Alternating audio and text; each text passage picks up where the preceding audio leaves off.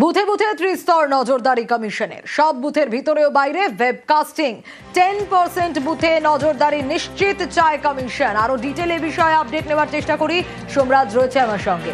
সোমরাজ, দেখো, বিধানসভা ভোটকে সামনে রেখে 100% নিরাপত্তা নিশ্চিত করতে চায় জাতীয় নির্বাচন কমিশন এবং সেই কারণেই 100% বুথে ওয়েবকাস্টিং তো হবেই, পাশাপাশি ত্রিস্তরীয় নিরাপত্তা ব্যবস্থা, বিশেষ করে বুথে বুথে যে ওয়েবকাস্টিং হচ্ছে সেই ওয়েবকাস্টিং এর উপর ত্রিস্তরীয় নজরদারি রাখার সিদ্ধান্ত নির্বাচন কমিশনের।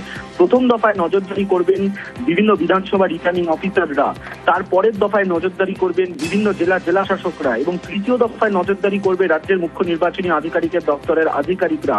এবং তার জন্য মাইক্রো অবজারভার নিয়োগ করা হবে নির্বাচন কমিশনের তরফে, যারা প্রতিনিয়ত বুথের ভেতরে এবং বুথের বাইরে কি ঘটনা ঘটে সেই এলাকার মধ্যে যদি ভোটারদের ভয় দেখানো হয় তাহলে সেই বুথে রিপোল করা হবে, এমনটা সিদ্ধান্তের কথা আজ রাজ্যের মুখ্য নির্বাচনী আধিকারিক মনোজ কুমার আগরওয়াল স্পষ্টভাবে জানিয়ে দিয়েছেন।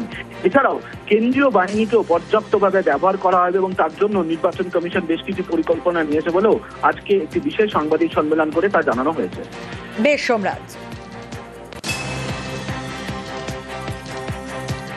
পোলিং বুথের বাইরে এবং পোলিং বুথের ভেতরে নজরদারি করা হবে এবং পোলিং টাইম শুরু হওয়ার আগেও যখন থেকে মক পোল শুরু হবে সেই সময় থেকে পুরো মনিটরিং হবে এবং এই মনিটরিংটা ত্রিস্তর মনিটরিং করা হচ্ছে। অ্যাকচুয়াল ভোটের দিন আমাদের এই 3টে লেয়ারে যে কন্ট্রোল রুম হচ্ছে সেখান থেকে নজরদারি করবেন মাইক্রো অবজারভাররা এবং এখানে যে সেন্ট্রাল যে কন্ট্রোল রুমে পুরো সিস্টেমটা নজরদারি করবেন আমাদের নীলম মিনা।